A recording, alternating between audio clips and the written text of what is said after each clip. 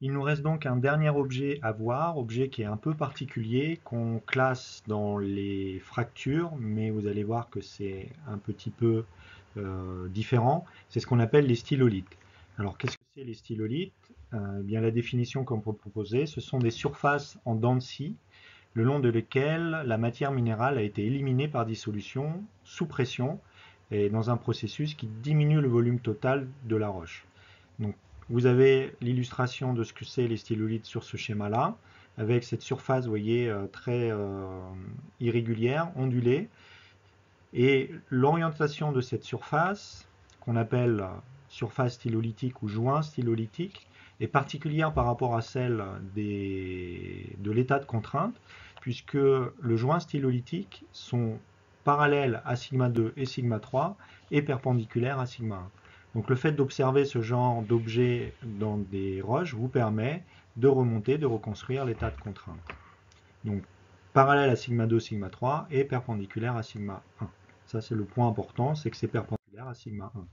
Donc dans le cas, dans ce schéma qui est ici à gauche et à droite, on voit bien que les plans stylolithiques ici, ou les joints stylolithiques avec le plan vert qui apparaît, ou ici à droite.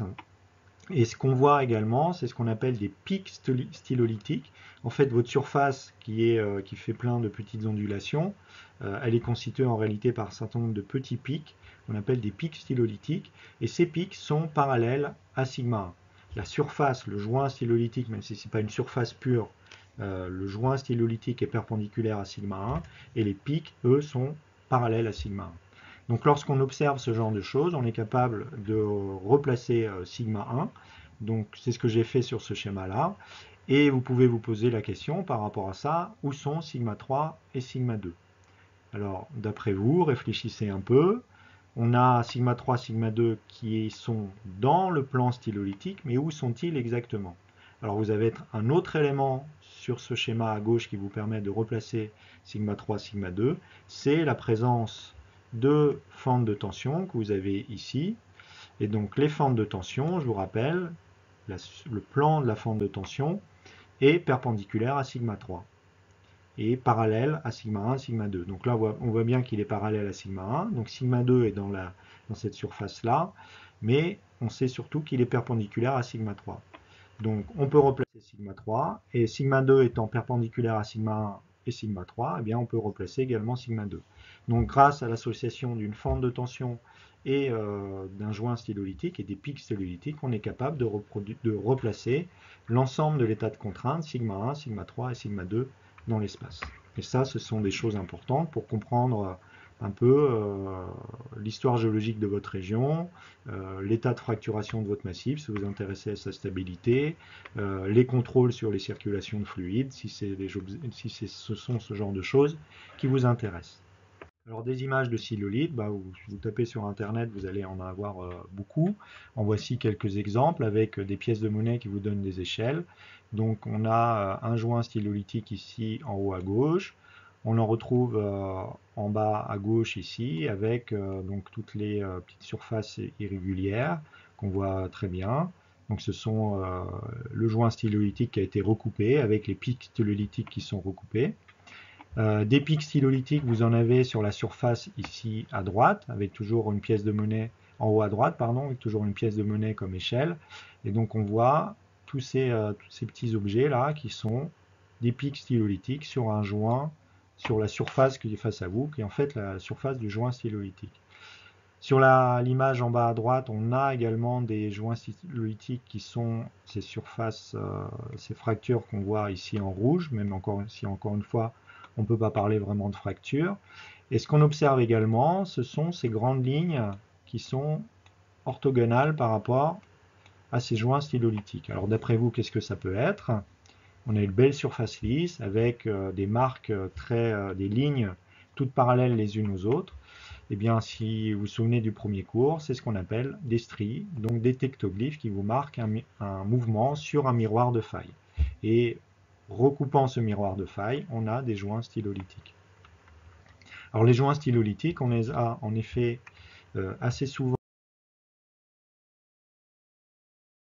Donc en effet, des stylolithes, on en a très régulièrement au niveau des miroirs de faille. Pourquoi? Parce que je vous rappelle qu'un miroir de faille, même si on vous présente souvent comme quelque chose de très lisse, très plan, mais en fait ça a beaucoup d'aspérité. Et suivant l'orientation de ces aspérités, vous pouvez à certains endroits créer des espaces, des volumes. C'est ce qu'on a vu la dernière fois avec les cristallisations sous abri. Donc c'est ce qui se passe sur la gauche ici. Et à d'autres endroits, vous allez créer, plutôt que des volumes, vous allez avoir des phénomènes de pression-dissolution, donc sur cette aspérité ici. Et donc, pour accommoder cette pression, eh bien, on forme des stylolithes, des joints stylolytiques à cet endroit-là. Donc, suivant l'orientation des aspérités, vous allez soit créer du volume et donc le remplir par cristallisation sous abri, soit détruire du volume par dissolution et donc créer des joints stylolytiques.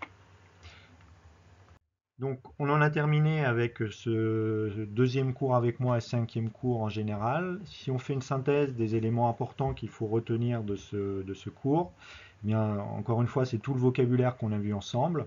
Joint, diaclase, fente, stylolithe, dike et toute la classification qu'on a pu voir notamment sur les diaclases.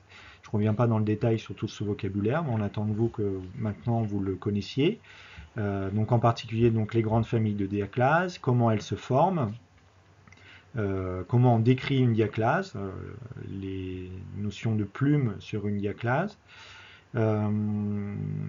comment on va décrire la distribution des diaclases, les diagrammes en rose, les diagrammes de densité, les relations qui existent entre épaisseur des couches et intervalle, distance entre les diaclases. Également, j'attends de vous que vous sachiez ce que c'est une fente, une veine ou un filon. Encore une fois, le filon, c'est quelque chose probablement d'un peu plus large en termes de taille que fente ou veine. Et comment se forment ces objets-là. Et puis, le dernier point très important de ce cours, c'est de réussir à relier l'orientation des diaclases, des fentes au distylolithe à l'état de contrainte du milieu. C'est quelque chose de très important. Il faut que maintenant, vous sachiez, quand vous voyez une fente de tension, que le sigma 3 est perpendiculaire à cette fente de tension. Quand vous voyez un pic stylolytique, que sigma 1 est parallèle au pic stylolytique, et donc perpendiculaire au joint stylolytique, ainsi de suite. Retrouver l'état de contrainte par rapport à ces objets-là est fondamental en géologie structurale. Voilà.